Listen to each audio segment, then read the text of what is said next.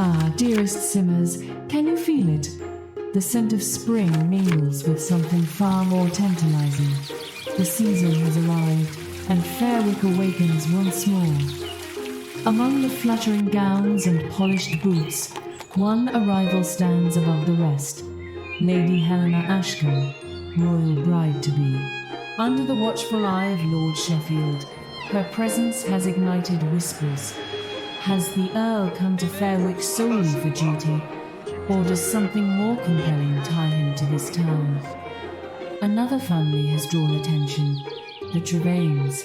Nathaniel, Viscount Killow, has swiftly earned his reputation as a gentleman of charm and poise, though whispers suggest his family hopes to see him engaged by season's end. Yet adventure may prove more enticing than matrimony. His younger brother James arrives with boundless energy, leaving his long-suffering tutor, Mr. Everard, in a perpetual state of exasperation. His enthusiasm for art and storytelling sets him apart, but will the Tom find his antics endearing or scandalous? And speaking of scandal, Fairwicke's fashion set has a new reason to gossip. Madame Esme's modiste shop, situated elegantly on Peach Row, boasts Parisian craftsmanship and a flair for innovation. None wasted time flocking to her doors, and Lady Victoria Bellingham herself is rumoured to debut a dazzling creation at Saturday's Ravensford Ball.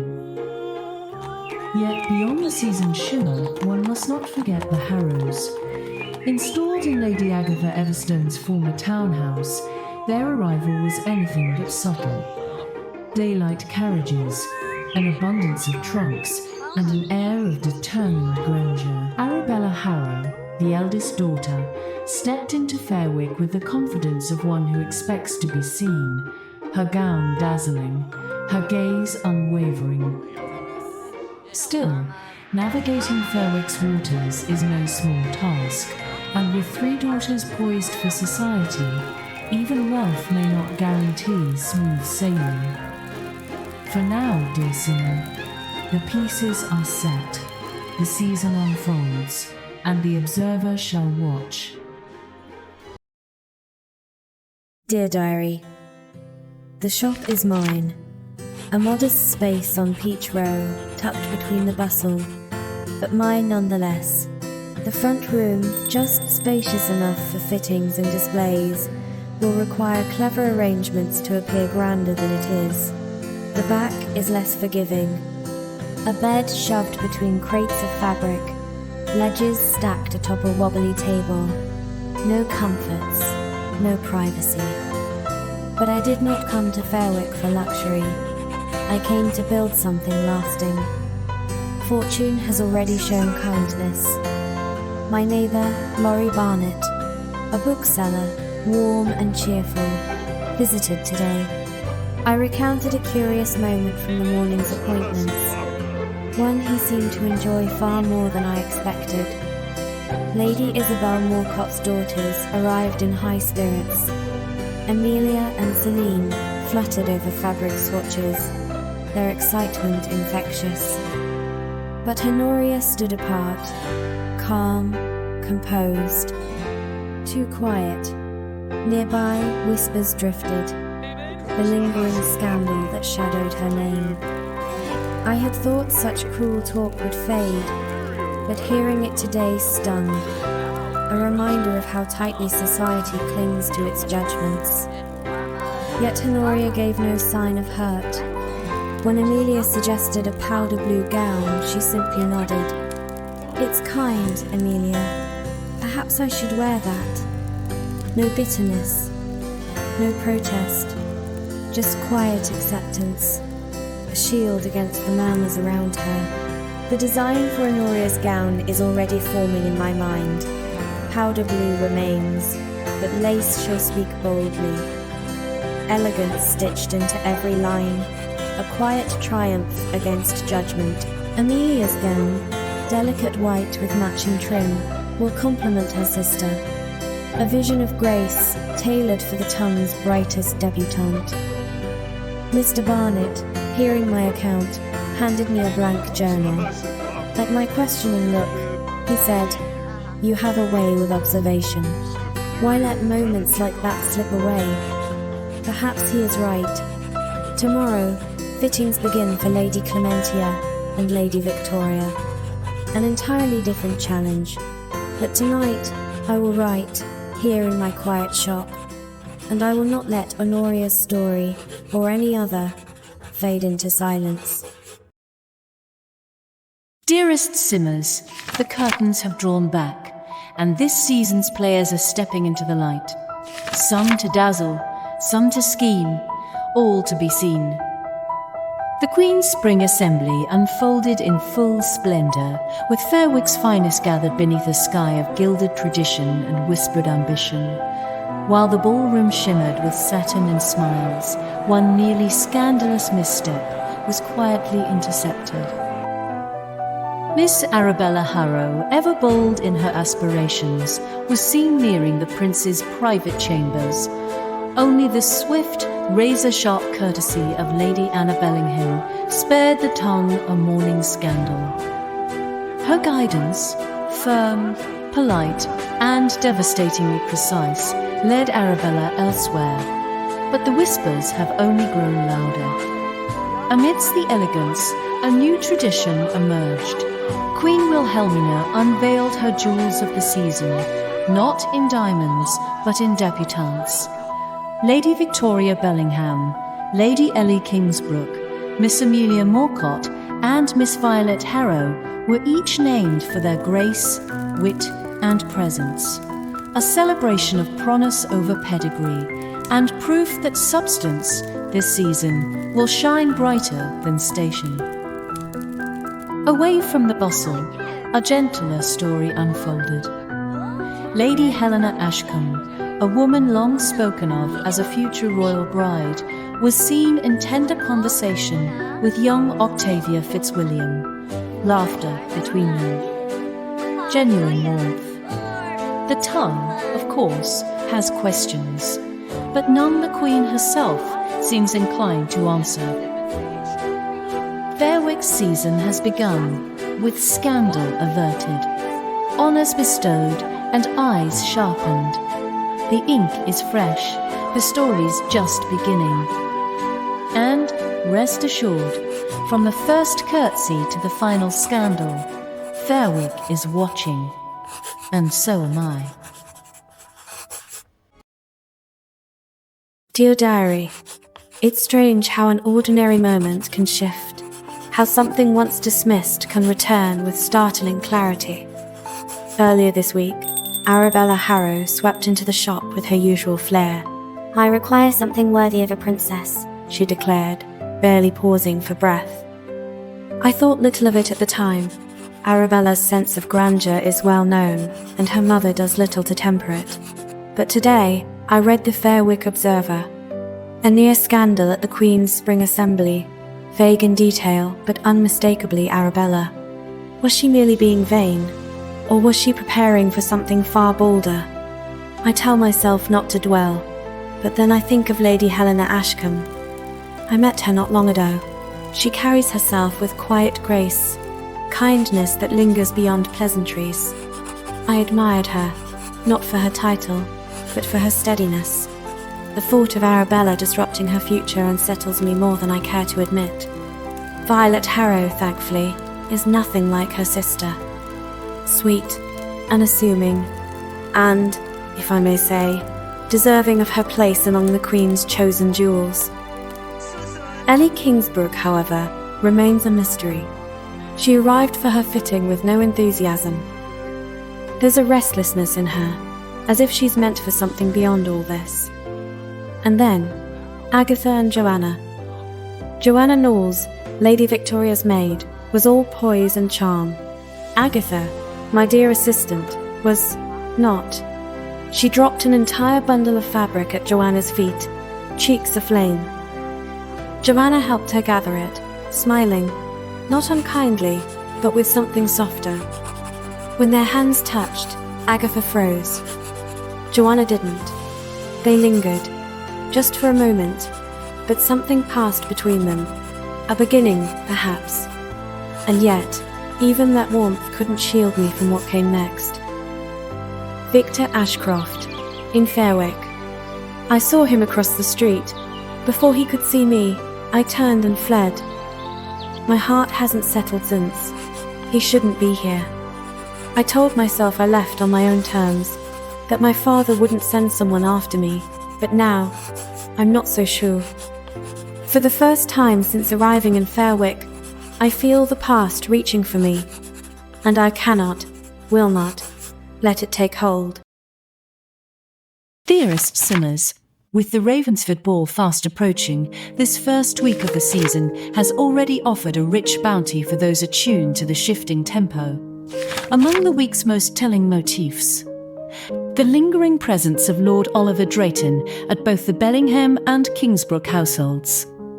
A gentleman is expected to court the Queen's shining jewels, yes, but twice upon the same threshold suggests more than duty.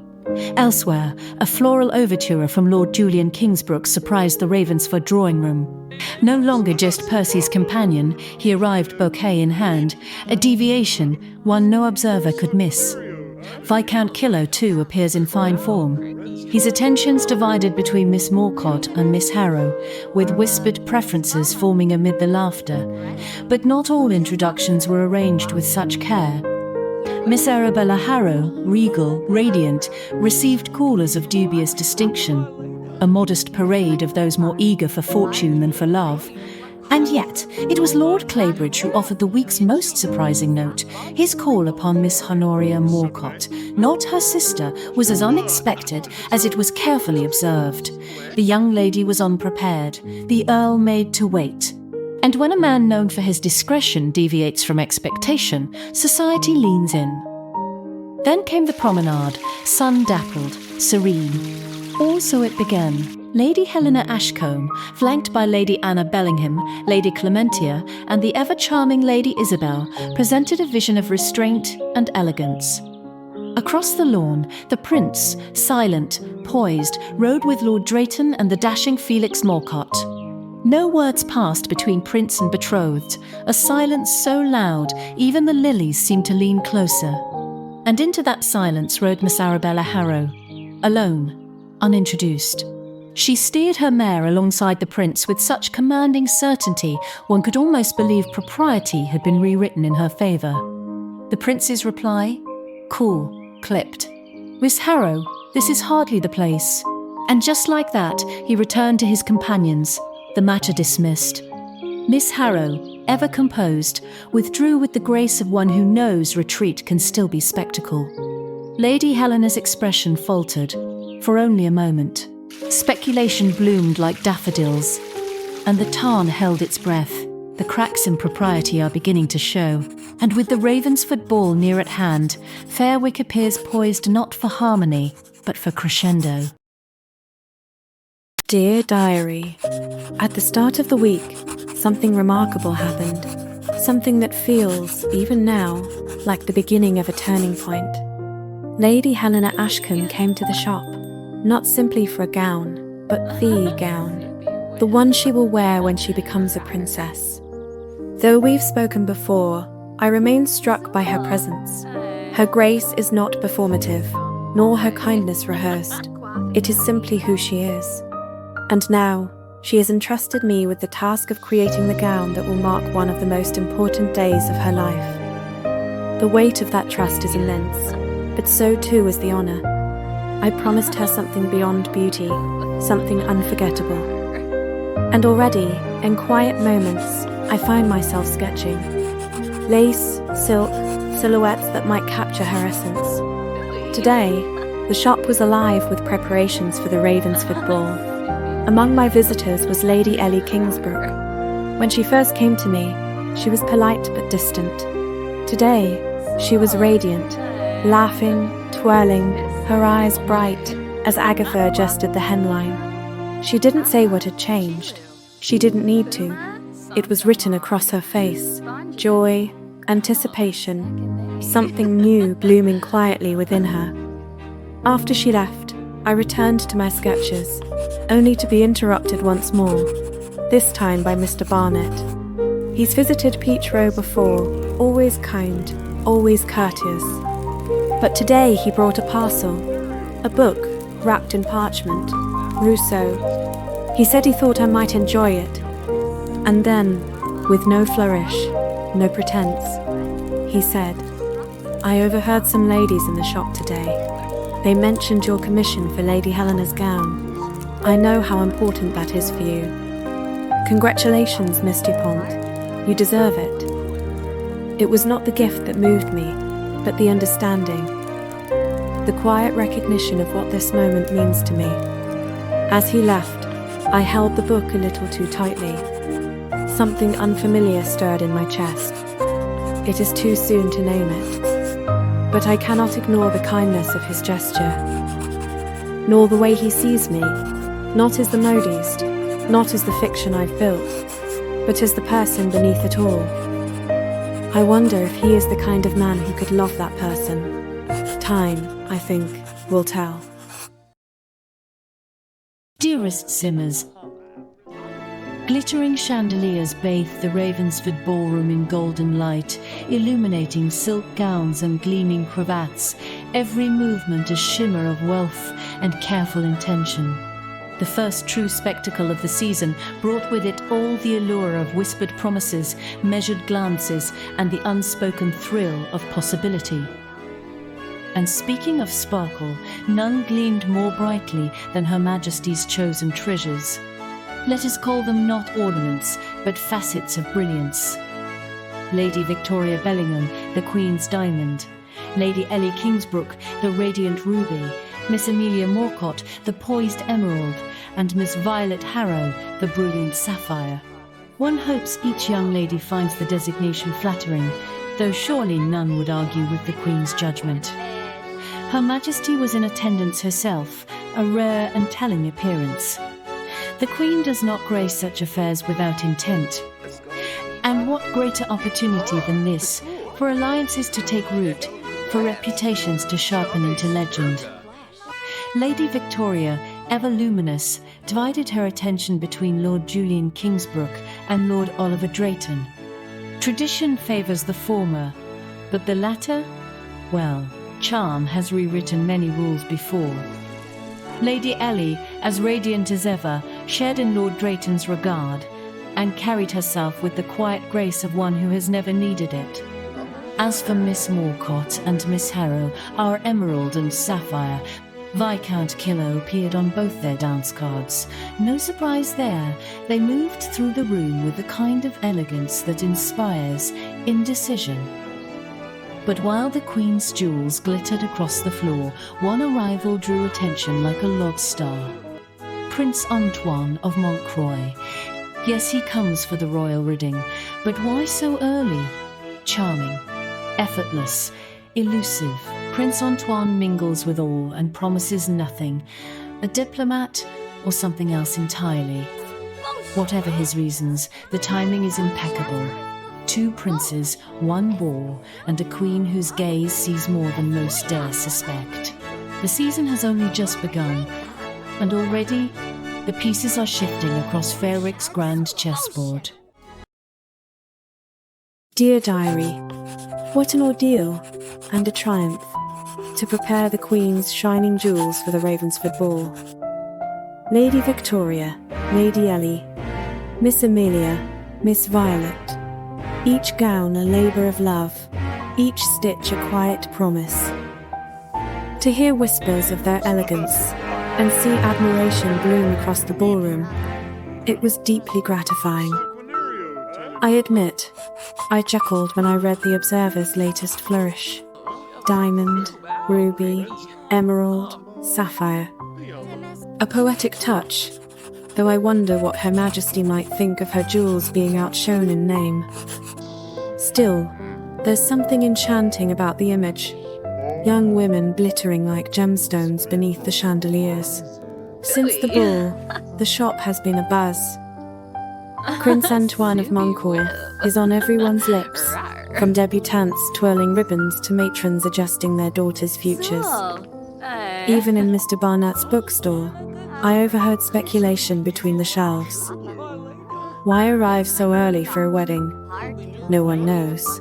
But no one minds, either. In his presence, they are all too willing to be charmed. Another name on everyone's tongue is Lord Oliver Drayton.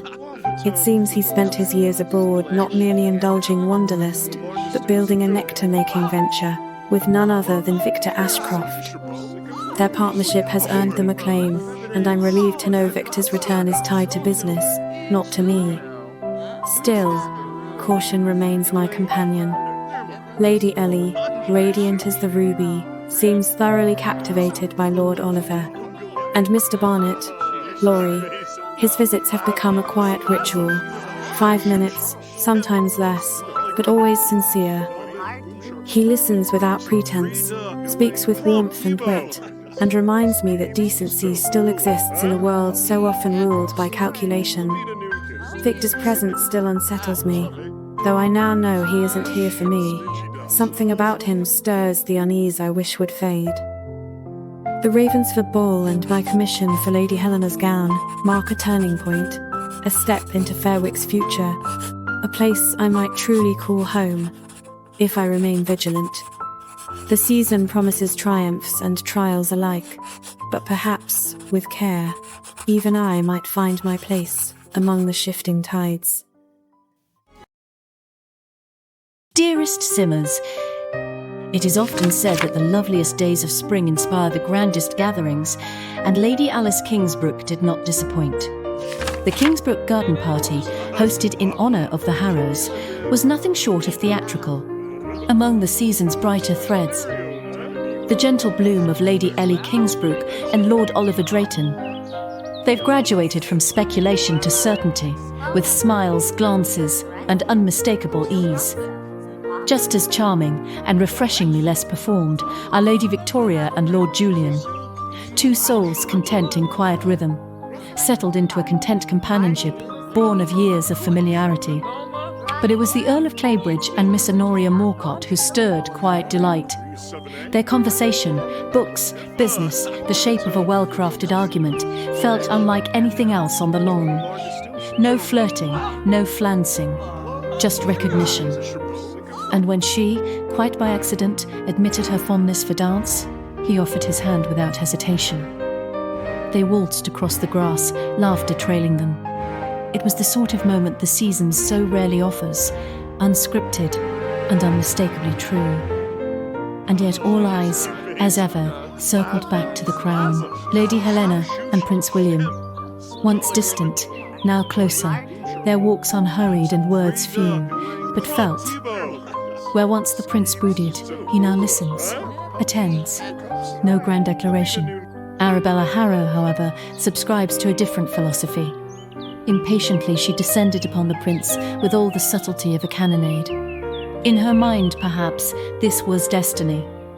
But before she could begin her campaign, Lady Helena intervened. "Miss Arabella, what a pleasure," she said, and with one radiant smile steered the conversation like a seasoned diplomat. Within moments, Arabella was cordially dismissed. It was breathtakingly polite and utterly decisive. Lady Helena made no scene, she needed none, she commanded. And as Prince William turned toward her with the faintest curve of a smile, one could begin to see the match they could make, if only they let it. The blossoms at the Kingsbrook garden party were beautiful, but only one knew how to bloom without spectacle. Dear Diary, until now, I've lived my life in Fairwicke, inside careful seams, every word stitched tight, every gesture deliberate. And yet, today, with one name whispered, the whole thread began to fray.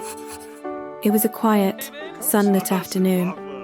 Mr. Barnett, Laurie, had come to visit again and stayed longer than he needed to. It's becoming a habit, because there's something gently shifting between us. Nothing we have named yet, but no less real. It was comfortable between us. Then the shop bell rang sharply, decisively, and I turned to face the newcomer who had broken the peace of the afternoon and nearly gasped in surprise. Victor, in my shop. He walked in as if through a memory, eyes fixed on mine like a man seeing a ghost. Then he spoke into the quiet. "Emily, is that you?" Laurie looked at Victor, then back at me, clearly confused. I needed to head this off. "Monsieur," I said, smiling at Victor, as if he were a perfect stranger. "You must be mistaken. I am Madame Dupont." "Emily, I do not know this name." Victor looked through me as if trying to discern my meaning. I kept the polite smile pasted on my face. Sensing some tension, Laurie, of course, turned to me and asked, "Is everything all right, Miss Dupont?" "Oui," I replied. "A simple misunderstanding." I turned back to Victor, a pleasant smile in place. "Perhaps you confused me with someone from your past?" He hesitated, and then lied. "Yes, I must be." Laurie nodded politely, satisfied, and the moment slipped back into our earlier rhythm. The bell jingled again as Victor left. I knew it was not the end. I would have to answer for it later. Tonight, Victor waits at the corner, just as he used to. Back when we were young, and the lives we lived weren't the ones we would have chosen. We once knew each other so well, and knew each other's dreams. And then, I left, and I wonder, as I sit here writing this, does he hate me for leaving? Will he understand why I had to? And why is he here now, not in Fairwicke, but in my life? Whatever answer he brings, it waits just ahead. And I must go meet it. Dearest Simmers, the lawns of Fairwicke thundered with hooves and fine silks yesterday as society gathered for Prince William's equestrian race.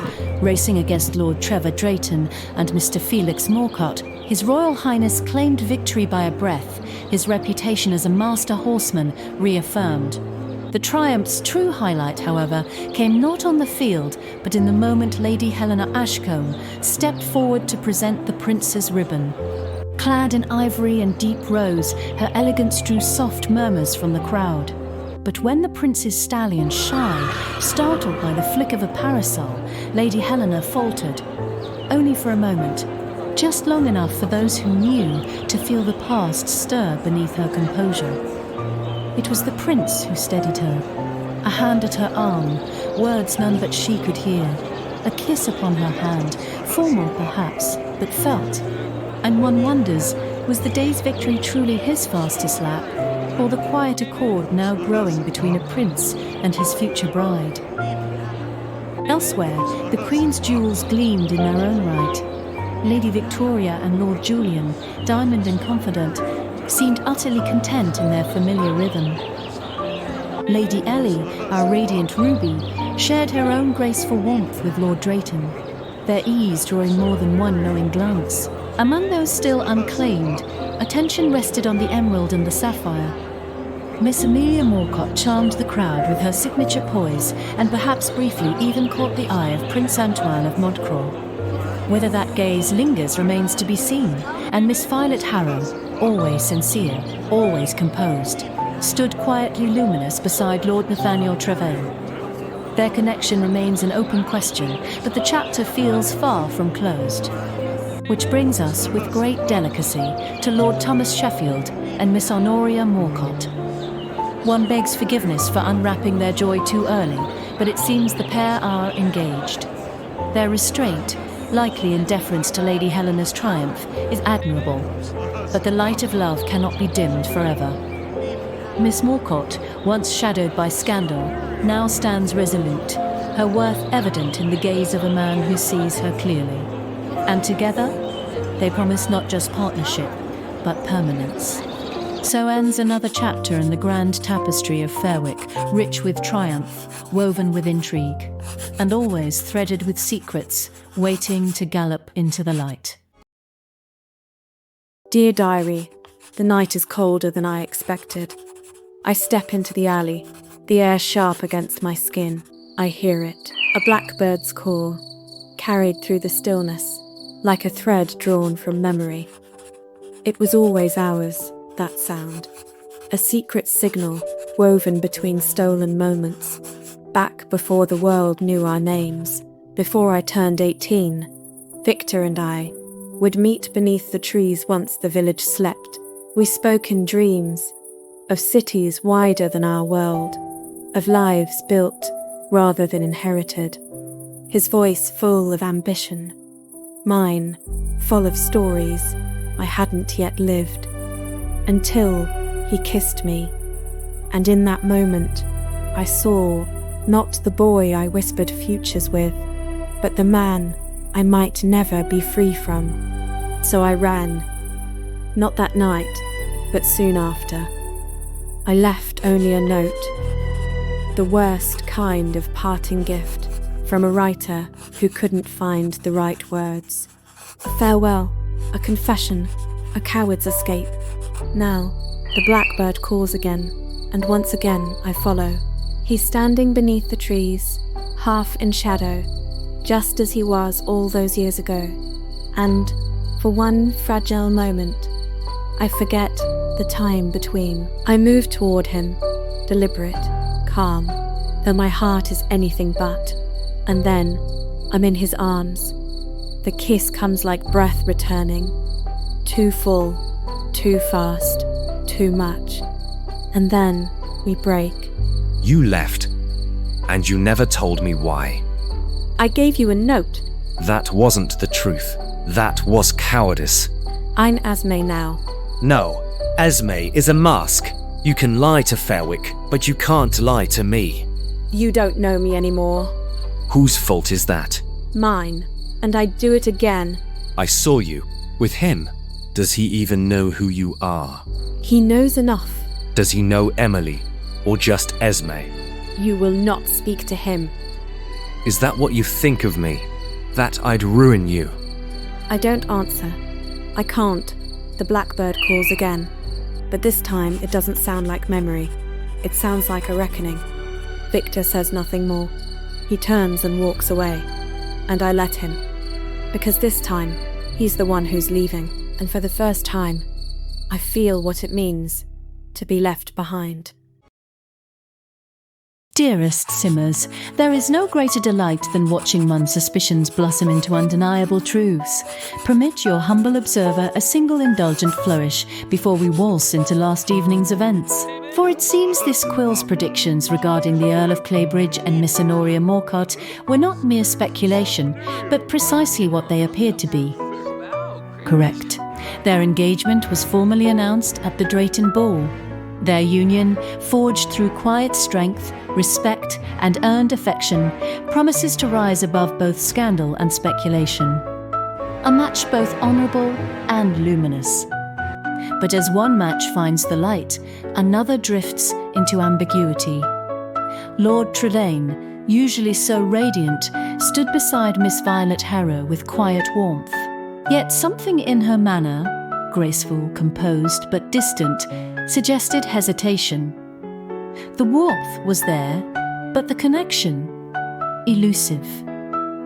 Whether it is uncertainty, caution, or something more personal, this observer cannot say. And yet, not all eyes were so easily turned.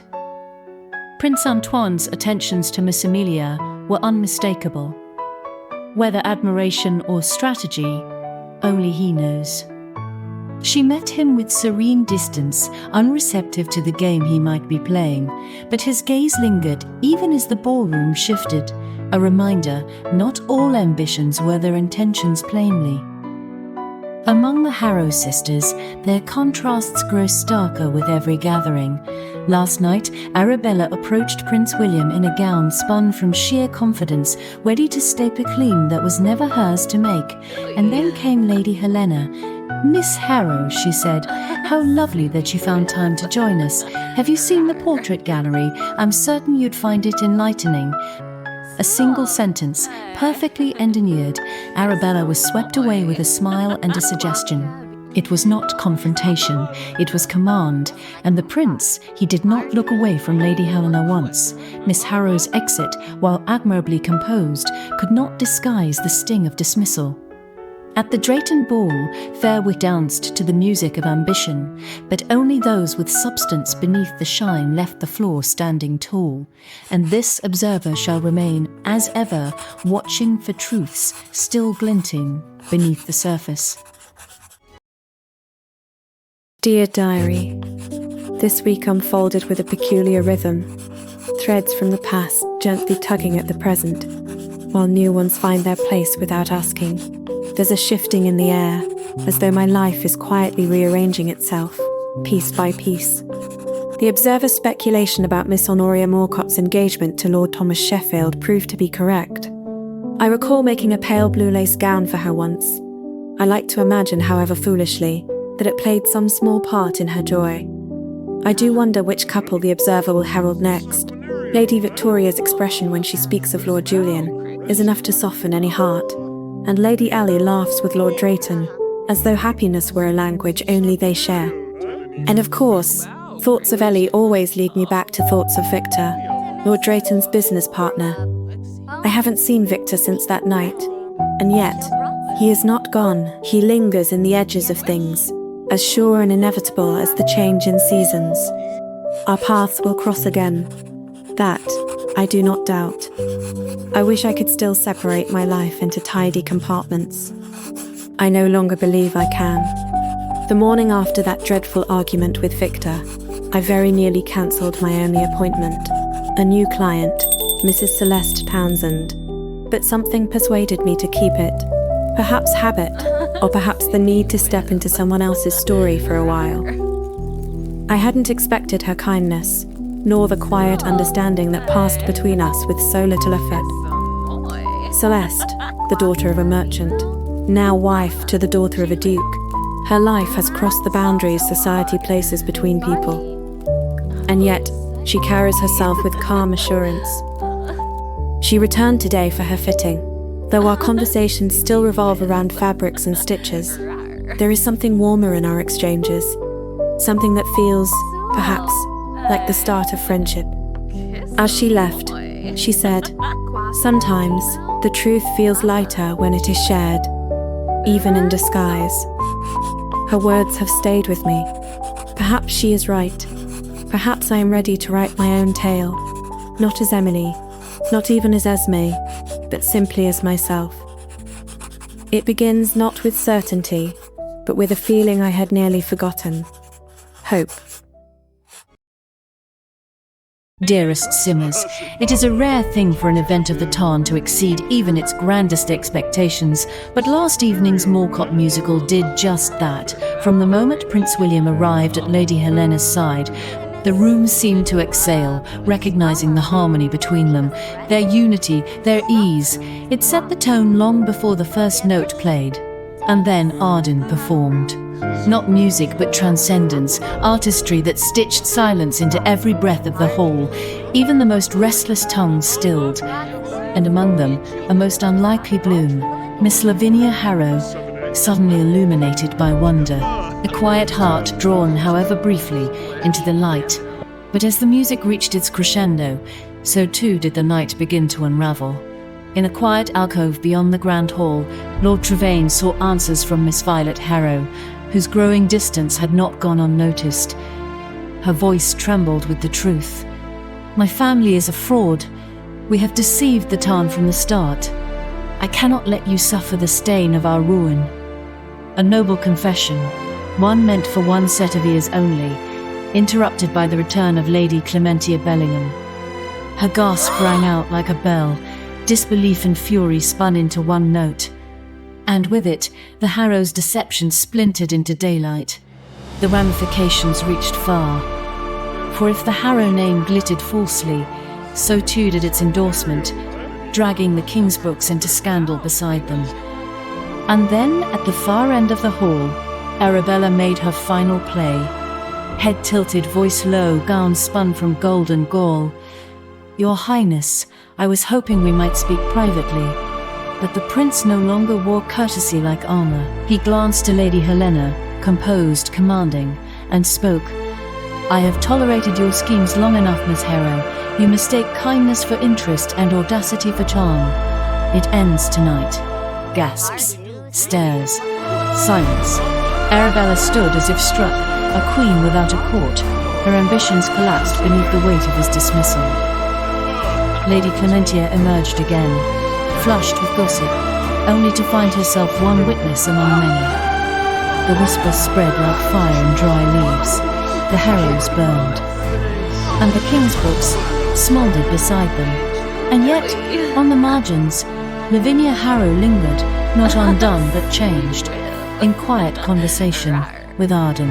The Morcott musical will be remembered, but what comes next? Fairwicke's curtain has not dropped, only risen, on consequences long composed. Dear Diary, news of last night's musical lingers like a thread caught on my sleeve, unraveling softly, unexpectedly. I imagine the elegance of the gathering, how the joy turned suddenly, fragile. Miss Violet Harrow's confession, shared in the shadows, now echoes through the corridors of society. It must have taken immense strength to let go of someone, not for lack of love, but because love itself demanded it, and the repercussions ripple outward. The Kingsbrooks, so admired, so entangled with the Harrows, are now drawn into the storm. Lady Victoria's composure, Lady Ellie's open-hearted laughter, both dimmed, I imagine, by what's come to pass. Even Joanna, Agatha's beloved, comes to mind.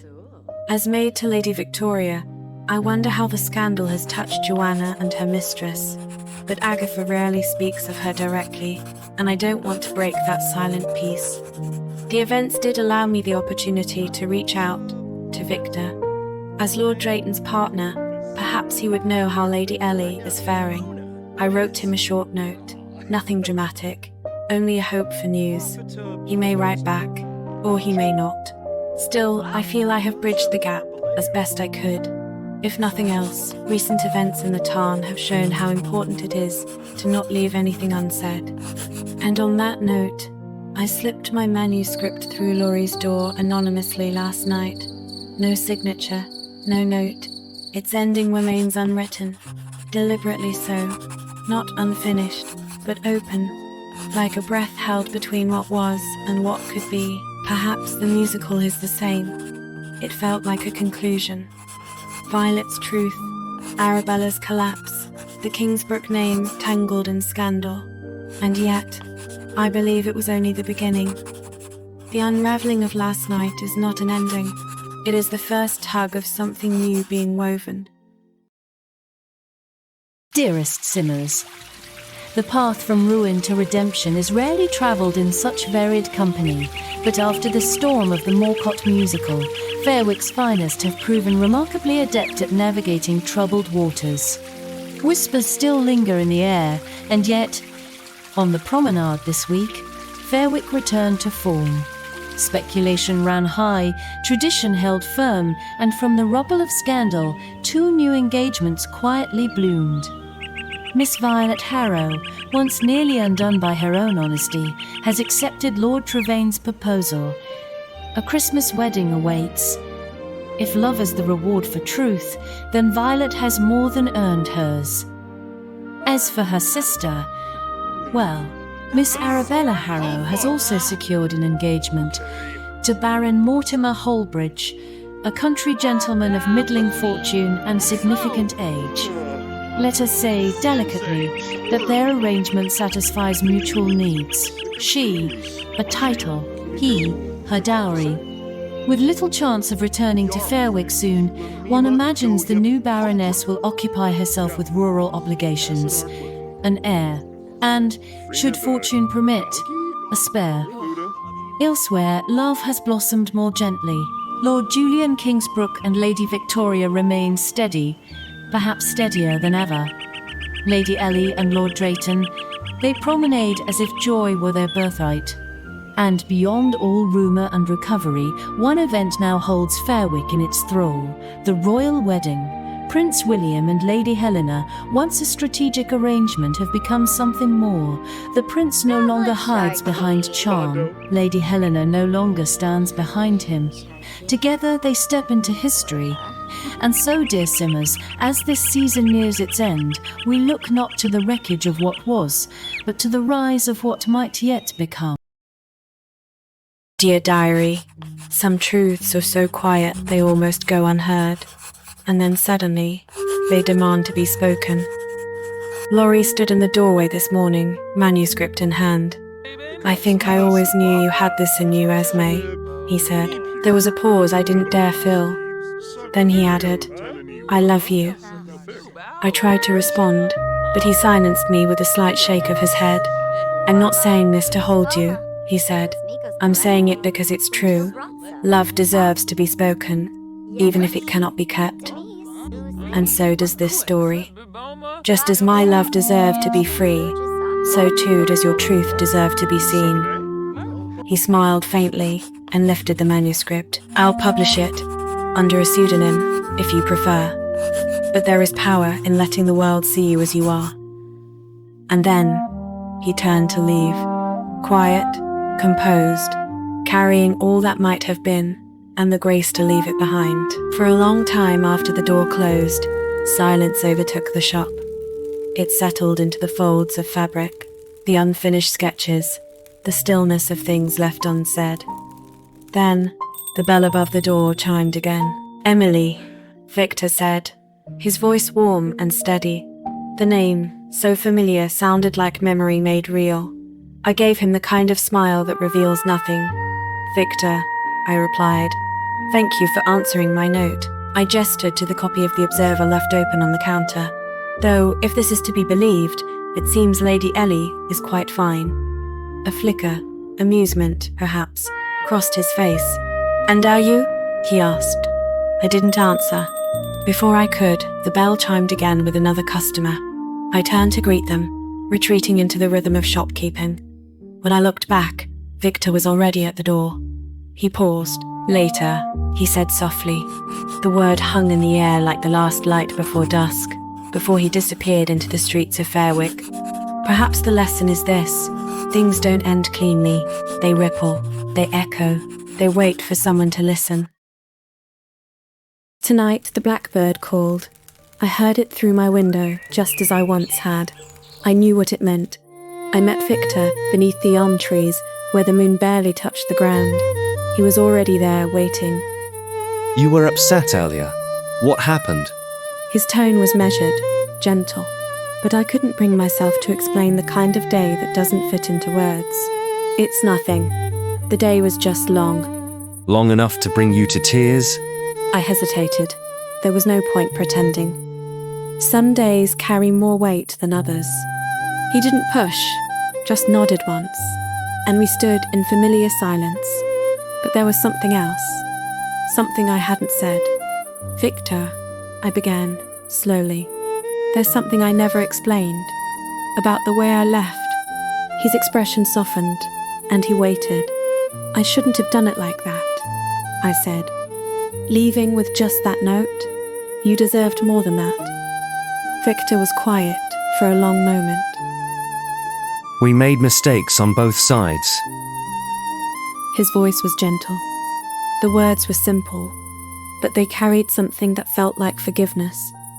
I looked up at him, and for a moment, I saw the boy who had once been my confidant, my co-conspirator in impossible dreams, the one whose laughter had lit the path ahead, even when everything else was dark. And then I saw the man he had become, older, steadier, still a dreamer, but now someone who could build the dreams instead of just imagine them. He lifted a hand, stopping me gently before I could speak again. You don't have to explain, he said. I understand. Neither of us was meant to settle into that life. Maybe we were too much for it. Or for each other. His words settled between us, like the mist rising through the trees. But here we are, and we're not those people anymore. No, I agreed. We're not. His gaze held mine, and though he didn't speak, I felt the question hanging in the air. Not a demand, just a possibility. Good night, Emily, he said finally. And in that moment, I knew Victor would always call me Emily. I could rename myself 1,000 times, reshape my life in a dozen new ways, and still, to him, I would be the girl he had known first. Not Esme, not anyone else, just Emily. And perhaps that was what unsettled me most. Not that he saw me as I once was, but that he saw me as I still am. Dearest Simmers, there are weddings, there are spectacles, and then there are moments. Rare occasions so steeped in beauty, history, and quiet consequence that the tongue will recount them for generations. Such was the wedding of Her Serene Highness, Princess Helena, whose union with His Highness, Prince William, has forever etched her name in both Fairwicke society and the realm's legacy. The day began not with fanfare, but with a hush, not one of dread, but of reverence. This was no mere ceremony. It was a coronation in everything but crown. Guests arrived in measured succession, each bearing the weight of expectation. Not all arrived cloaked in grace. Miss Arabella Harrow chose a deep mourning purple, a final, unmistakable act of defiance. A colour reserved for half mourning, worn here as theatre. Baron Holbridge, ever gracious, wore patience like armour and smiled as though he'd forgotten to flinch. But even his composure betrayed the strain of taming a storm. Lady Anna Bellingham, however, watched it all with the calm of a master architect. Helena's triumph was hers too, after all. Seated near the Queen's dais, her gaze swept the room with quiet satisfaction. And if a few eligible gentlemen caught her eye during the vows, Lord Drayton, Mr. Morcott, Lord Percy, well, Fairwicke never sleeps. Then came the Queen. She entered as the last guest, as tradition dictates, and with a single sweeping glance, scandal dissolved, whispers stilled. Her gaze touched upon 4 women: Lady Victoria, Lady Ellie, Miss Amelia, Miss Violet, and with the barest nod, bestowed favour. Prince William arrived in formal dress, his bearing no longer just royal, but now resolute, not out of duty, but out of love. And then Princess Helena, escorted not by statesmen, but by Octavia Fitzwilliam, her groom's daughter. Her gown, courtesy of Madame Esme Dupont, whispered where others shouted, lace like moonlight, embroidered wildflowers like memory, a veil spun from candlelight itself. The vows were exchanged with solemnity, no spectacle, no excess, just truth. And as Helena turned to face the guests once more, she was changed, not merely by title, but by presence. Her Serene Highness, Princess Helena, had arrived. Dearest Simmers, the ceremony may have marked the moment, but the reception revealed the consequence. Joy mingled with legacy, and every glance, every gesture carried weight. Lord Claybridge stood beside Miss Morcott, his happiness unmistakable. Their own wedding now mere weeks away. The Queen, ever sovereign, summoned her jewels. Not with fanfare, but with truth.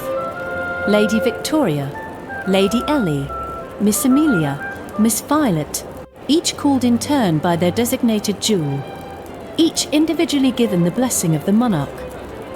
There were no grand pronouncements, only names spoken with intention. And in that, dear Simmers, the Queen did what only she could. She rewrote legacy with a whisper. And then, at last, the bride and groom. Not in procession, but in presence. Prince William, no longer just heir but husband, stood beside Helena with a quiet pride that needed no declaration. She, radiant still, had shed the veil but not the gravity of the moment. Their hands met, not for ceremony, but for truth. A union not just witnessed, but felt. Lady Anna remained poised, her gaze already shifting toward the next season.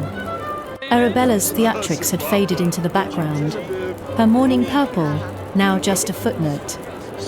The night shimmered with consequence. The Queen's favour rippled outward, settling like stones in the pond of Fairwicke society. And as the final toast was raised, one truth remained: this season has glimmered with triumph, trembled under scandal, and changed us all. But remember, dear Simmers, in Fairwicke, The stories worth remembering always lie beyond the veil. Dear Diary, the bell echoes through the shop endlessly now, ringing, chiming, calling, as though the world itself has decided I must never rest again. It has been days since Princess Helena's wedding, and yet the tide of girls, mothers, governesses passing through my doors does not slow. They all ask for the same thing, Princess Helena's gown. I cannot say I am ungrateful. This is the dream, isn't it?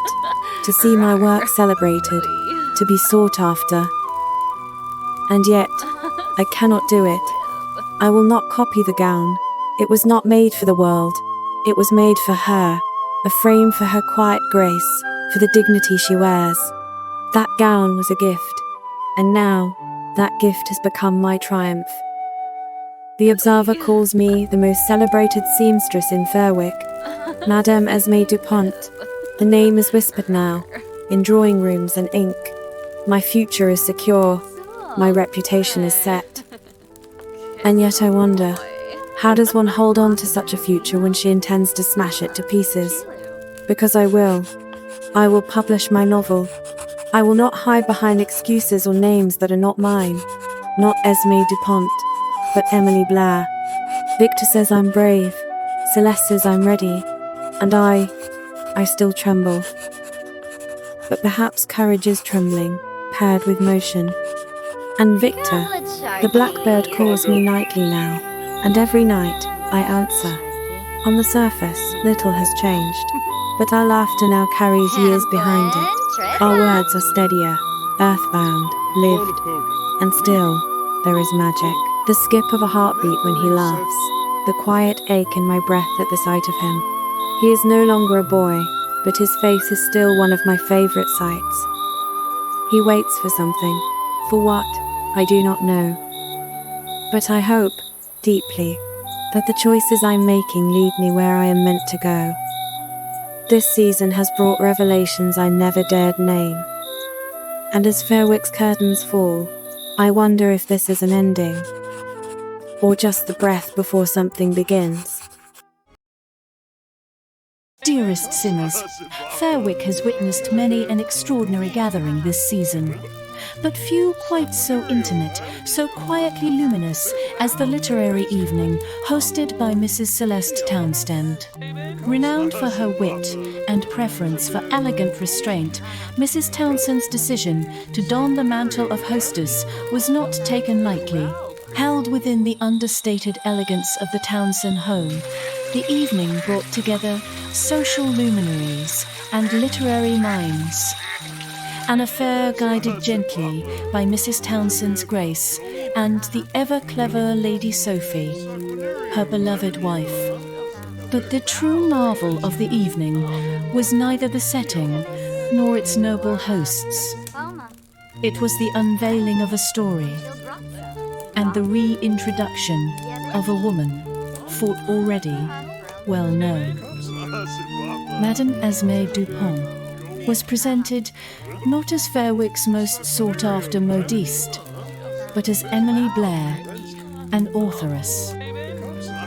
The room rippled as her dual identity was revealed, Mrs. Townsend's voice carrying with it a note of pride, and perhaps the faintest trace of "I told you so" mischief.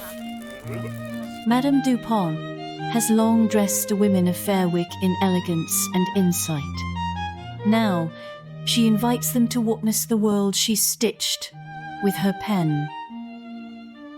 Miss Blair's debut novel, already whispered about in all the right circles, was met with acclaim, and her presence that night confirmed it. She is not merely an artist of fabric, but of feeling. She spoke softly, authentically, and when the last page was read and the final glass raised, what lingered was not just admiration, but transformation. As for Mrs. Townsend, her effortless command of the evening, buoyed by Lady Sophie's warmth and humour, was a reminder that reinvention and tradition are not foes, but companions. And in a world that prizes appearances, sometimes the bravest act is stepping forward as one's true self. So we ask, dear Simmers, what story will Miss Blair write next? I, for one, shall gladly set down my quill, don my spectacles, and follow wherever her story leads. Dear Diary, I will remain in Fairwicke as Emily Blair, though I won't sever myself from Madame Dupont entirely. The shop still stands, and I've begun to teach Agatha. Her confidence is blooming beside Joanna's quiet steadiness. Perhaps one day, the shop shall be theirs, and I'll be free to begin my next chapter entirely. For now, Fairwicke still knows me as its Modiste.